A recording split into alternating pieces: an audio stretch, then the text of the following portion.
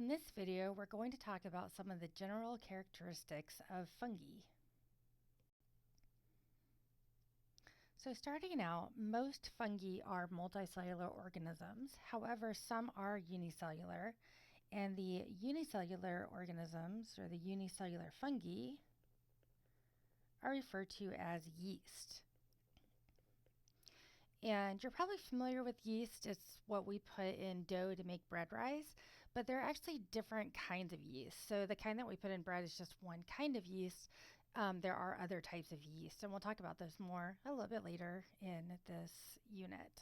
Fungi are sessile, which means that they are immobile, so they are kind of stuck in place. Some do have flagellated spores or gametes, and this just means that the cells have flagella, which allows them to swim around in their environment. And you'll see a lot of terms that kind of start with this introduction of, or this prefix of myco. So mycology is the study of fungi, and we'll hear some other terms that start with that same prefix, all relating to fungi. So one really cool fact about fungi is that it is believed to be the largest single organism on Earth. There is a mushroom that was discovered in Oregon. And if you look at this picture here, you can see that part of a fungus is above ground, and that's typically what we know of as a mushroom. But most of a fungus is actually located underground, and you can see all these little strands here. And each one of these strands is called a hypha.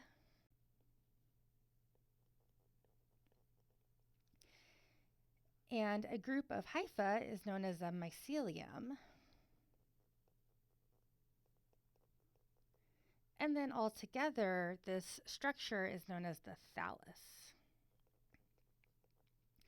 So researchers started collecting samples of hypha around these different parts in Oregon, and they discovered that they were genetically identical to each other. So they basically discovered that this one thallus, this mycelium underground, covered 2,000 acres. And genetically, it was all the same fungus. And it's estimated to be 2,400 years old. Now, this picture here is actually showing you a video, which I can't play on this program here, but I will post a link in the learning management system in case you want to watch it. It talks about not only the largest fungus on Earth, but it talks about other large organisms as well. Fungi are eukaryotes, which means that they are made up of cells that are eukaryotic cells. So they have all of the similar kind of structures as other eukaryotic organisms. So they have a membrane-bound nucleus. They have membrane-bound organelles, such as mitochondria.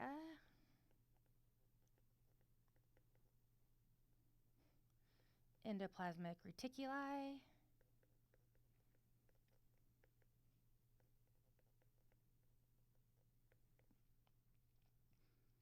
And Golgi apparatus.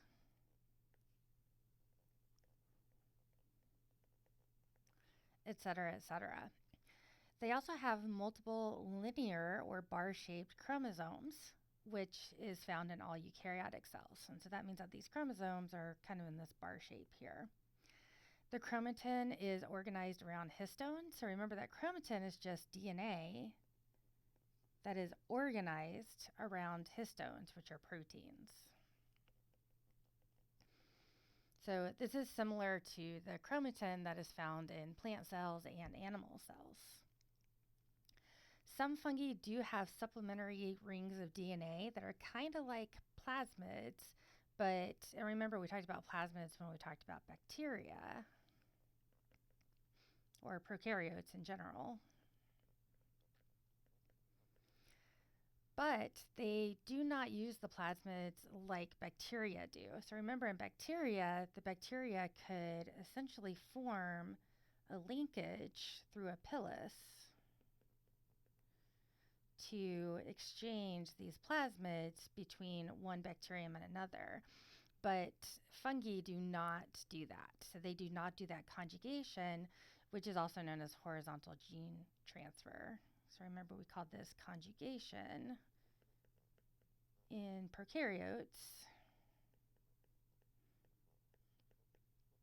but fungi do not do this. Fungal cells do have a cell wall. That cell wall is different from the cell wall found in prokaryotes or plant cells. So in prokaryotes, especially in bacteria,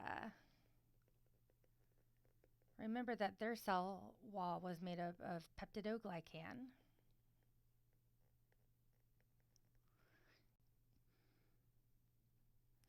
And then in archaea, there were several different possibilities that included things like polysaccharides, proteins, etc. In plants, the cell wall is made of cellulose, which is a type of polysaccharide.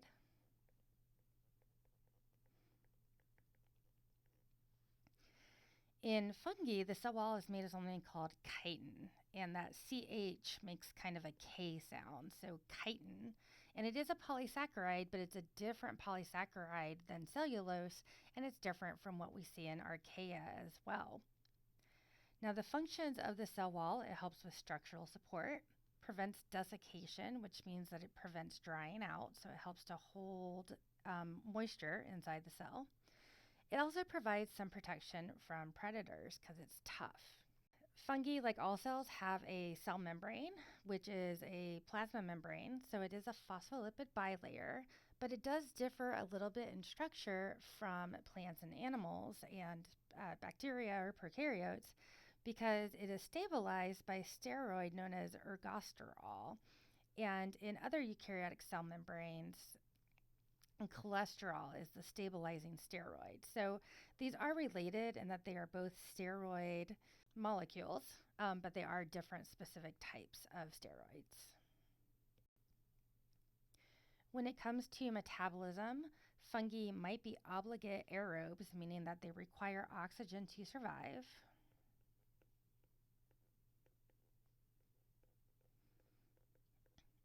And most fungi fall into this category. Some, however, are obligate anaerobes, which means that they actually cannot survive in the presence of oxygen.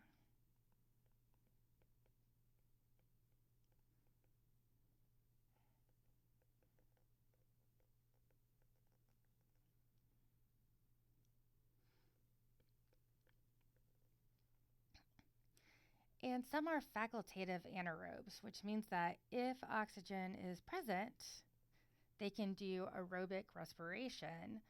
So if oxygen is present, they will do aerobic respiration. But they can survive if oxygen is not present.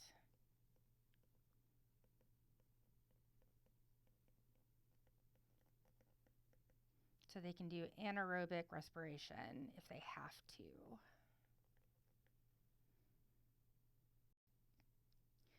And just recall that aerobic respiration is more efficient when it comes to the amount of energy that can be extracted from a particular organic molecule. So these obligate aerobes require oxygen to survive because without oxygen, they are not able to make enough energy from the organic compounds that they absorb in order to survive. With facultative anaerobes, if they are able to use oxygen to do aerobic respiration, that is more beneficial to them because they are going to get more bang for their buck or a better return on investment when it comes to breaking down organic compounds to extract energy from them.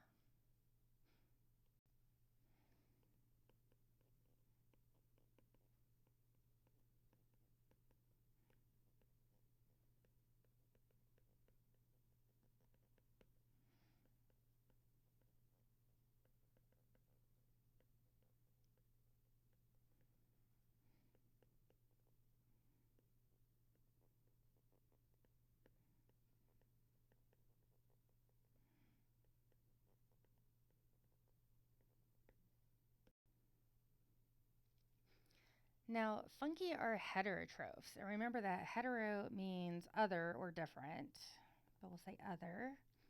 And troph means to eat or eater or feeder. So we'll say other eater.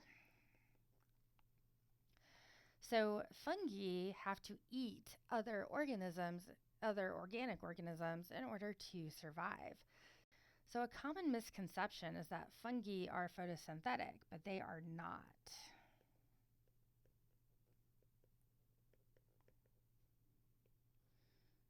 So they are not photoautotrophs. They cannot do photosynthesis.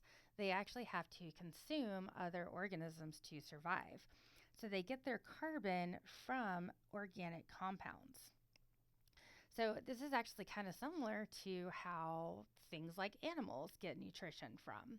But there is kind of a big difference. So for example, with humans, in order for us to be heterotrophs, we have to ingest or take food into our body where it is then broken down by enzymes so that we can absorb the nutrients. But fungi do it a little differently. They actually digest their food externally before they absorb it. So they secrete exoenzymes, and these are just enzymes that are secreted out of the fungus and into the environment in order to break down organic matter.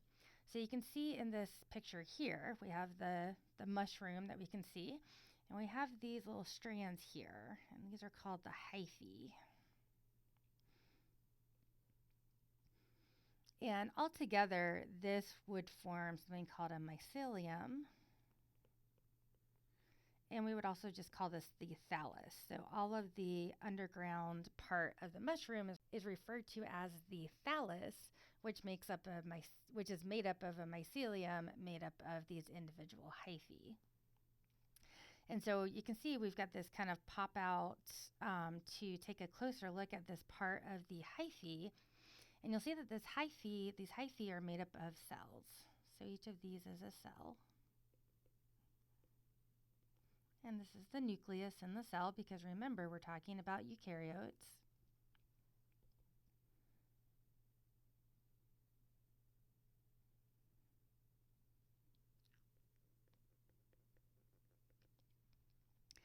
And what these cells do is they secrete these digestive organisms, and they secrete that onto, for example, maybe something like leaf litter at the floor of a forest, or potentially on a dead tree that has died. So these digestive enzymes, they take large molecules and break them down into smaller molecules. So just like we have polymers that get broken down into their monomers. So for example, you might have some complex carbohydrates or some polysaccharides that are broken down into monosaccharides. Or you might have proteins that get broken down into amino acids. And these monomers, so these smaller units or smaller molecules, are what get absorbed. So they get absorbed back into the hyphae to feed the fungus. Now, most fungi are saprobes, which we can also refer to as saprophytes. And this just means that they are decomposers. So they are going to be breaking down dead organic material.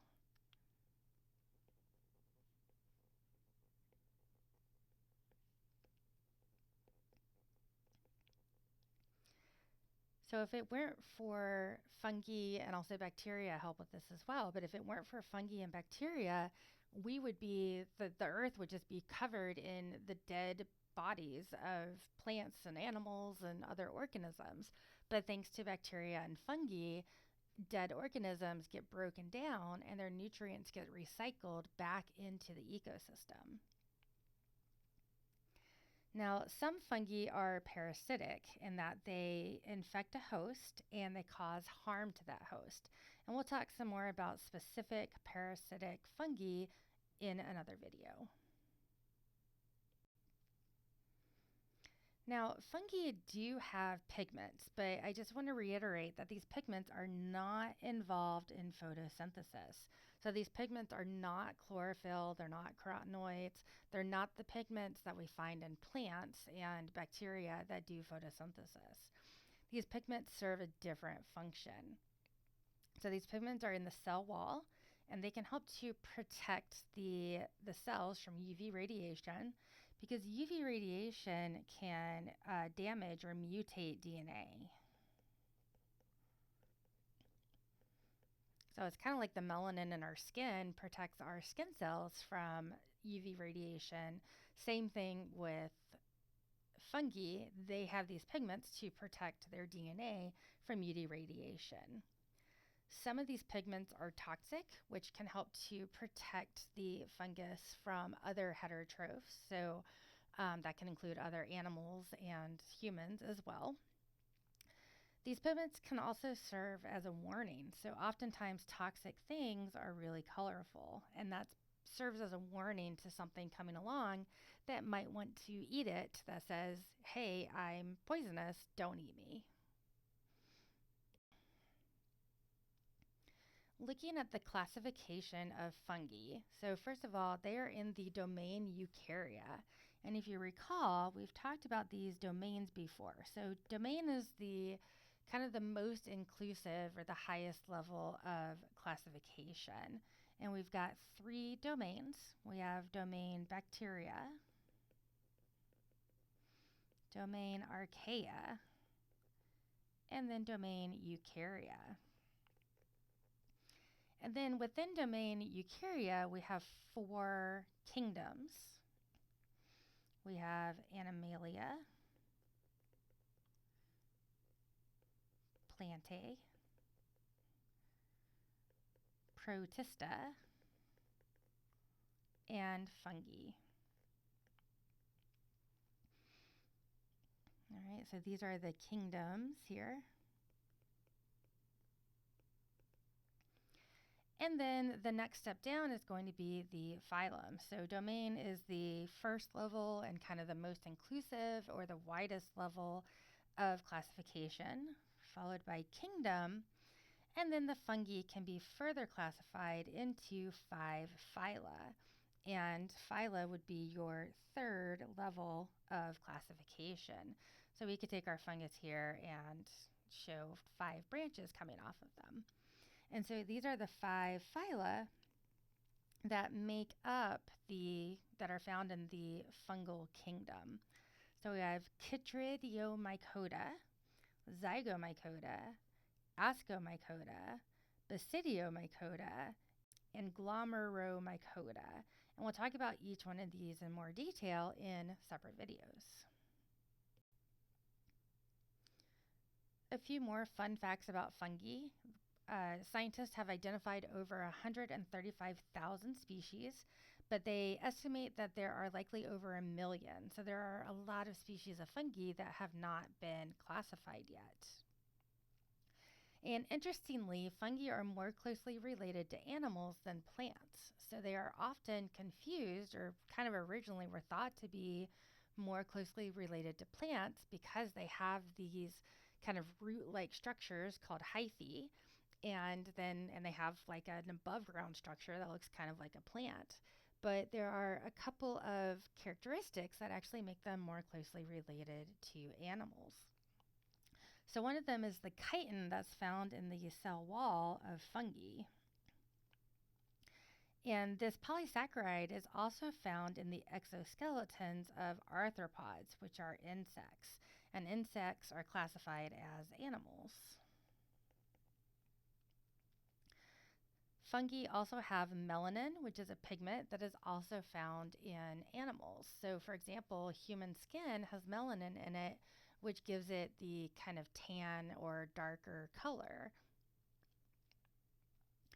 Fungi also store carbohydrates as a molecule known as glycogen, and glycogen is just a polysaccharide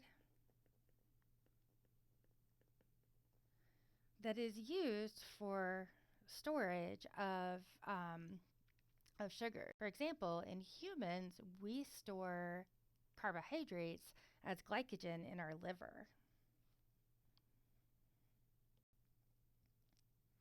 Now, if we look at the structure of fungi, so I mentioned before that there are some unicellular fungi. Remember, unicellular just means that it is a single celled organism.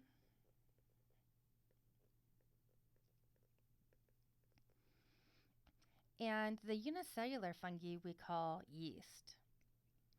We also have multicellular fungi, and multicellular fungi are made up of multiple cells, and these cells cannot live independently of each other if we were to remove one. So if you remove a single cell from a multicellular fungus, that single cell is not going to be able to survive on its own. Now, multicellular fungi have these two morphological parts or states. There's the vegetative state, which is usually located underground. And we're going to talk about these terms of thallus, mycelium, and hyphae in more detail, but these are essentially the parts that are hidden underground. The reproductive part is more conspicuous, meaning that it's more noticeable, and that's the mushroom that we are probably more familiar with.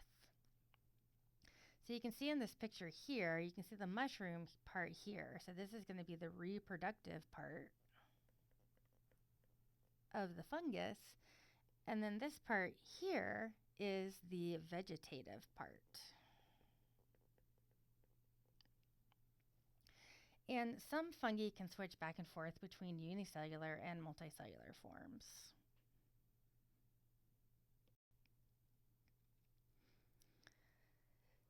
So as I've mentioned before, the thallus is the vegetative body, and this is going to be the part of the fungus that is primarily located underground.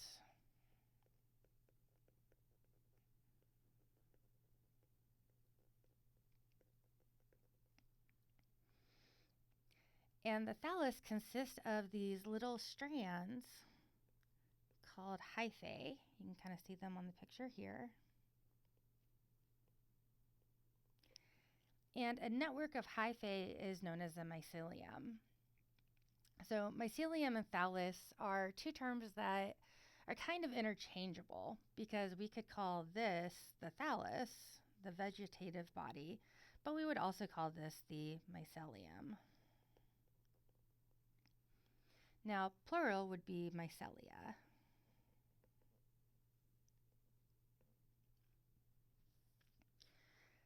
So throughout the rest of this lesson, we're going to primarily refer to it as the mycelium. So remember that the hyphae are just these kind of string-like structures that are kind of making up the root of the fungus, but it's not a root like a plant root. It does differ a bit in its structure and function, but for ease of understanding, it's just the part that is underground.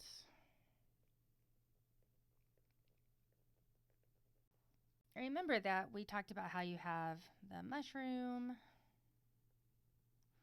and then if this is the ground, you've got the hyphae underground that form the mycelium, which we can also refer to as the thallus. Now, these hyphae are actually made up of individual cells.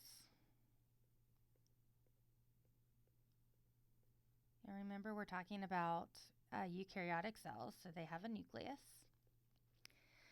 And you can see that there's kind of two different varieties. The hyphae may be septated, which means that they are made up of individual different cells. So this would be one cell, and the wall in between the cell is known as a septum, and plural would be septa.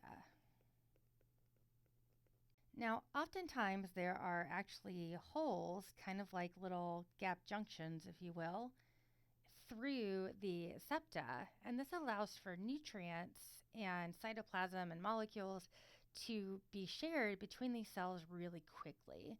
So instead of the nutrients having to be transported by things like simple diffusion or facilitated diffusion or active transport, these holes are bigger. They're kind of like a pore that just allows the cytoplasm to be shared quickly between these cells. Now, in some cases, the cells of the hypha will undergo mitosis without cytokinesis.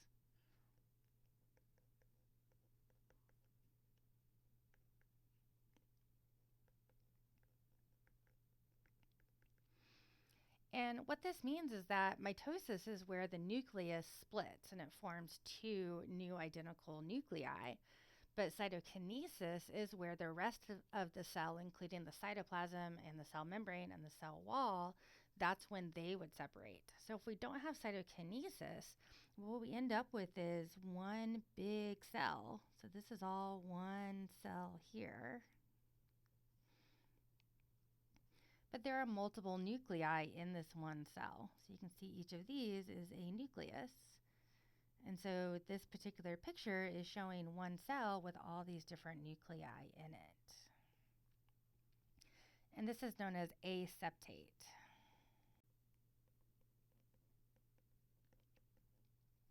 And remember, in a lot of scientific terms, if you have the letter A in front of a word, it means without.